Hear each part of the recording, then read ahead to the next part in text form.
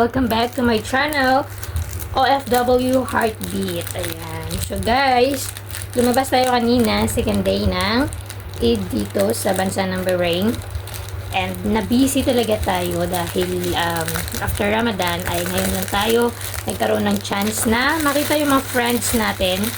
Dahil nga sila ay busy. Ayan, bumili tayo kanina ng halo-halo sa Filipino restaurant. Lumabas tayo. Sama ko aking friend na DDS na hindi umaamin. Kasi natatak. So yan na nga, at magbibigay tayo ng reaction natin doon sa mga nakulong na mga ka-OFW natin sa bansa ng Qatar. So late na tayo actually, pero dahil may oras pa naman, di pa tayo antok. Alas 9 pa lang dito ng gabi habang tayo ay kumakain ng halo-halo. So masasabi ko doon, yung aking reaction ay katangahan. Ayun. Sakit nga ako magsalita. Pero yun yung napakakumang pang-uri o description para sa ating mga kapwa OFW na alam nyo naman na dito sa Middle East ay grabe sila kahigpit sa mga ganyan, napaka-sensitive para sa kanila yung ganyang mga pagtitipon na hindi illegal at hindi aprobado ng kanilang kapulisan or ano pa man dyan. Dahil kahit sila dito ay ayaw nila ng mga ganyan, ayaw nila ng mga gulo. So napakatahimik ng lugar dito, tapos binulabog ninyo, and at the same time, nung time na yon ay Ramadan pa. Hindi pa tapos yung pag-observe nila ng Holy Month of Ramadan dito sa Middle East, tapos naggaganyan-ganyan kayo. Hindi ito Pilipinas, guys, na kung ano yung gusto ninyo ay napaka-free kayo na anytime ay mag-aluboroto dyan sa kalsada at magsisigaw ng kung ano-anong mga inyong mga saloobin or mga frustrations or mga galit ninyo. And bilang isang OFW ay napag-isip-isip ko na andito na tayo sa ibang bansa. So, isang napakalaking chance and opportunity na makita at ma-experience yung yung maunlad na bansa, yung kanilang pamumuhay ay malayong-malayo kumpara sa bansa natin, na posible pala na makamtan ng isang or ng mga mamamayan ang ganyan pamamalakad, diba?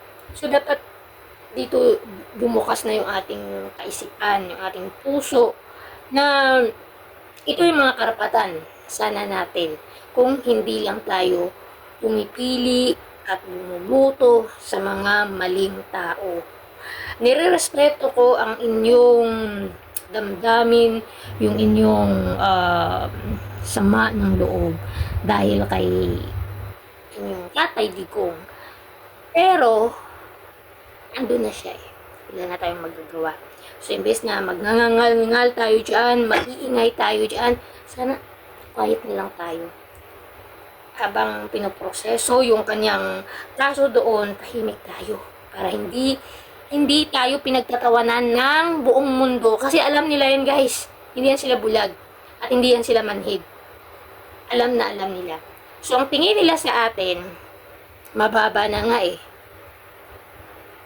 Tanggapin natin na yung mga ibang tao dito ay gusto nila tayo dahil the way tayo magtrabaho, yung basta iba rin tayo eh pagdating sa trabaho. Pero wag nating isantabi at wag nating kalimutan na may mga ilan o may mga iba o marami din sa kanila ang hinahamak tayo at mababa yung tingin nila sa atin. Alam nila na mahirap tayo, third world country tayo, o yung iba dyan kahit magaling tayo, o iba dyan mga insecure din eh sa atin. Kasi alam nilang may kagalingan din tayo, matatalino tayo, masisipag tayo. Ang problema nga lang ay talagang mahirap yung bansa natin. So, dapat tahimik lang tayo. Huwag tayong nag-iingay na kung ano mga gusto natin dyan. Kasi andun yung tatay ninyo eh. Hindi na natin maibalik yan. Kasi hindi nang bobo yung taga-ICC na hindi nila i-consider, wala pala itong kasalanan, ay hindi namin tatanggapin yan dahil kung alam nilang inosente at wala silang nakitang mali doon, una pa lang ay hindi na nila tinanggap yung mga reklamo ni na Sir Trillanes at ng mga abogadong tumulong sa pamilya ng mga biktima ng EJ case. So, yun yung mali na andito tayo sa ibang bansa, parang bulag pa rin tayo sa kanilang batas na napakahigpit. Tapos kung ano lang maisipan natin ay gagawin natin dahil sa pagsuporta. So, matanong ko nga lang, nag-i-expect pa ba kayo na pag makalaya si Tatay ninyo Digong ay magiging presidente pa siya, manunungkulan pa siya? Hindi ko matanggap na may mga nagawa siyang tama. Okay, napaka-stricto niya, pero ang dami ding mali. Tapos wag sabihin na itong mga ayokong tanggapin yung mga proyekto, guys, nanungkulan sila. Sila ang may gusto niyan. Hindi naman natin sila pinilit, sila ang namalimos ng mga boto natin. Silang nagpupumilit. So, wag ninyong isipin na utang na loob natin kung anong mga nagawa nila, kung ano yung mga batas na implementa sa mga termino nila, sa mga panahon nila. Wala tayong utang na loob sa kanila. Silang may gusto niyan. Responsibilidad nilang pangalagaan yung mga taxes natin at ibigay lahat ng pangangailangan natin. So, naawa ako doon sa mga ka-OFW natin sa bansa ng Qatar na sumali doon sa rally at sa kasamaang palad ay na-detain, nakulong sila. And ang pagkakalam ko base sa mga nabasa ko ay nagkakahalaga ng 700,000 ata or 800,000 pesos para lang sila mapalaya, yung bail ata yun. So, tinatawag ninyo si BBM na bangag, walang silbi, kung ano-ano pa, traidor. Ay, kanino kayo ngayon hihingi ng tulong? Dahil siya pa rin ang presidente.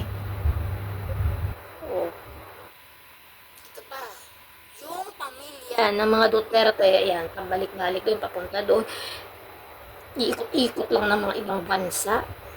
So, matatanggap nyo ba yun na dami-dami nilang pera, may kinakaharap ang mga dapat pananagutan, yung ating VP na wala pa rin sa bansang Pilipinas at andun pa rin. Wala ba siyang katungkulan, wala ba siyang obligasyon?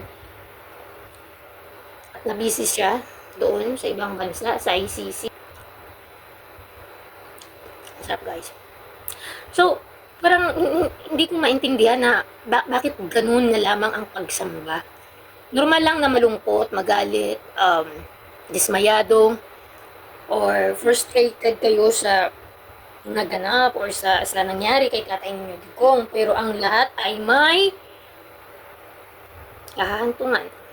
Aminado naman siya. Nagsasalita siya, na nagpapatay siya, ginamit niya yung mga pundo na yon para itigil ang buhay ng mga tao na yung iba doon ay inosente at nadamay lamang. So, yun yung pinakamalaking kaso niya, yung mga nadamay, yung mga biktima. O, hindi naman makakaila, ang daming ebidensya, lahat-lahat, bata, pare, nanay, inosenteng estudyante. Ang dami. O, so, dapat lang harapin yung mga kaso niyo. Alam ko, naniniwala naman kayo na inosente yung tatay ninyo. Idaantayin natin matapos yung paglilitis sa kanyang kaso. And huwag tayong nawa, mag-iingay. Tapos makikipag-away, makikipagbardagulan. Kasi hindi naman papayag ng ibang mga kababayan natin na magtatahimik na lang. Dahil sobra na. Mula sa fake news, mula sa troll farm, mula sa pagmumura, mula sa panglalait ng mga iba. Pagpakulong ng mga inosenteng tao gaya ni Ma'am Laila de Lima. Wala namang sala. 7 years siyang nakulong. So, kung si Ma'am Laila ay hinarap yung kaso niya, na hindi nagsakit-sakitan. So, ganun din gagawin ng tatay ninyo. Ako, ayokong may away or may mga tensyon tayo dahil ako isang OFW din. Ang dami ko rin kaibigan na BBM, DDS, andito sa ibang bansa. Tayo din naman ang magkakaramay dahil malayo tayo sa ating mga pamilya. Mga kaibigan ko dito, DDS. So, pag ako naman, pag may sobra, o ito, pagkain natin, ganun. Kasi magkakaramay tayo dito sa ibang bansa. Pero, sana naman, iisip din natin mga sarili natin, pamilya natin, bago tayo gumawa ng mga bagay na alam natin, ikakapahamak natin. Lalo na dito sa gitnang silangan na napakastrikto nila. Diba? So, ano na mangyayari? Imbis na zero remittance ay nauwi sa zero balance. Wala na eh. Oh. So, yung isa doon, nabasa ko pa na pinsan niya, and parang nag 1 year lang siya sa Qatar, na sinabihan na daw siya ng nanay niya na huwag sumali sa mga ganyan. And yung sinabi niya daw ay, protektado sila ni Inday, ni Bongo, ano ba to? Ayan. So, kung totoo may yung mga lumalabas na mga balita na yon, yung sinabi ng pinsan niya, nako, napakakawawa. So, ano magagawa ni Inday Sara ngayon? Ano magagawa ng tatay ninyo? Yun, hindi niya nga alam siguro. Wala siyang balita. Wala naman siyang access sa labas. Kung ano nangyayari. Hindi niya naman nakikita. Hindi niya naman siguro nasisilip tayo sa bintana na ang daming supporter. Ang daming DDS na nakaabang dyan sa labas. At nagsisigaw.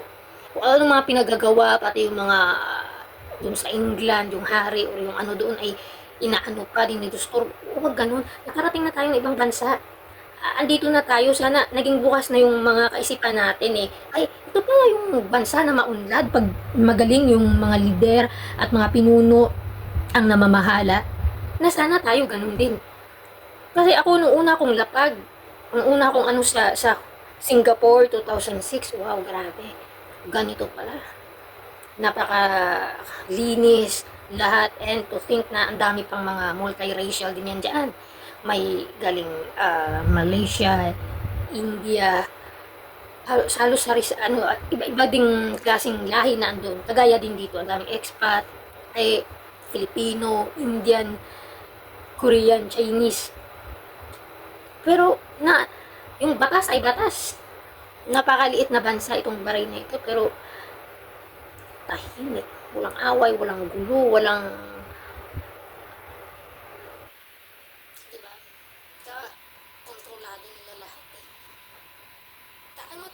sa ibang bansa, agay dito sa gitna, tahimik lang. Trabaho lang, walang pakialaman kung ano yung gagawin, basta nasa sa okay lang yung ginagawa mo. Busy yung mga tao dito, guys.